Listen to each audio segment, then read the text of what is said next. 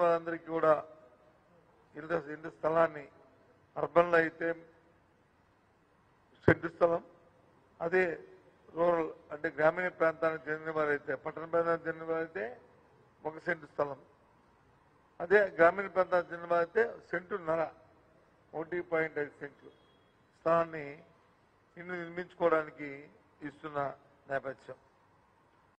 వాటితో పాటు గత ప్రభుత్వంలో ప్రారంభించి కొన్ని ప్రారంభ దశలో ఉండి కొన్ని అరకొరగా ఉండి కొన్ని పూర్తవుతుండగా మిగిలిపోయిన 2,62,000 ఇల్లు కూడా రేపటి రోజునే వారికి సేల్ అగ్రిమెంట్లు కూడా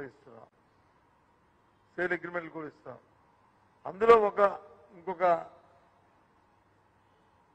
అద్భుతమైన విషయం ఏంటంటే, ఒక మంచి కార్యక్రమం ఏంటంటే, ఎవరైతే 300 SFT ఇళ్ళు ఈ 2,62,000లోనూ ఉన్న 1,45,000 ఇళ్ళని ఇంతకుముందు ప్రభుత్వం వచ్చి 2,45,000 రూపాయలు లబ్ధిదారులతో పెట్టి బ్యాంకు లోన్ ఇచ్చి, ఆ లోను ద్వారా నెలకి 3,000 2,800 రూపాయలు ప్రతి నెల ఇన్స్టాల్మెంట్ ఉండే పరిస్థితి. అవి లేకుండా ఒక్క రూపాయికే 300 చదరపు గజాల ఇంటిని వారికి దాదాత్వం చేస్తూ సేల్ అగ్రిమెంట్ ని రేపు 25వ తారీఖు నుంచి 7వ తారీఖు లోపు వాళ్ళందరికీ ఇవ్వబోతున్నాం.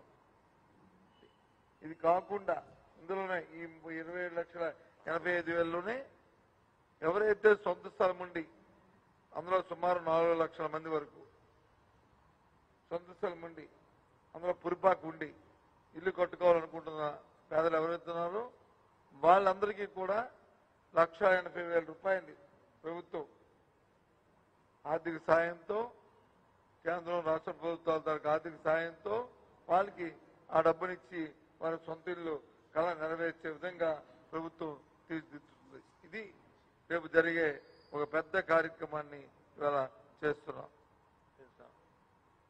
ఇది ఇంతకుముందు ఎప్పుడు జరగలేదు ఇలాంటి కార్యక్రమం.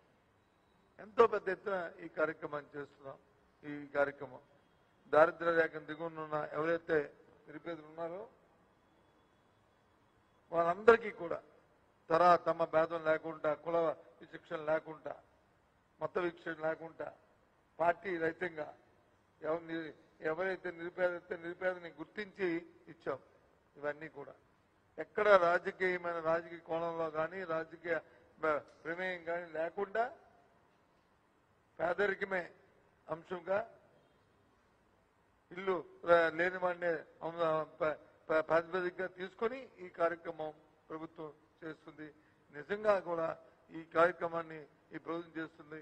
ఈ ప్రభుత్వం చూస్తే చాలా గర్వపడుతున్నాం. ఈ విషయాన్ని ప్రకటించడానికి కూడా ఎన్నిసార్లు చెప్పినా చాలా ఆనందంగా ఉంది ఈ కార్యక్రమాన్ని చూస్తుంటే.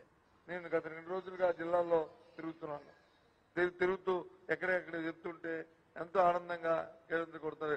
ఎప్పుడా 25వ తారీఖు ఎప్పుడు వస్తుందా, 3 గంటల సమయం ఎప్పుడు వస్తుందా, ఎప్పుడు ముఖ్యమంత్రి జన్మదికి ఇస్తారా, ఇచ్చిన తర్వాత వెంటనే మాకు మా నియోజకవర్గంలో మా శాసనసభ్యులు, మా ఎమ్మెల్యేలు, మా ఎంపీలు, మా పెద్దలు ఎప్పుడు మాకు అది అందిస్తారా అని అరువులు చూస్తున్నారు.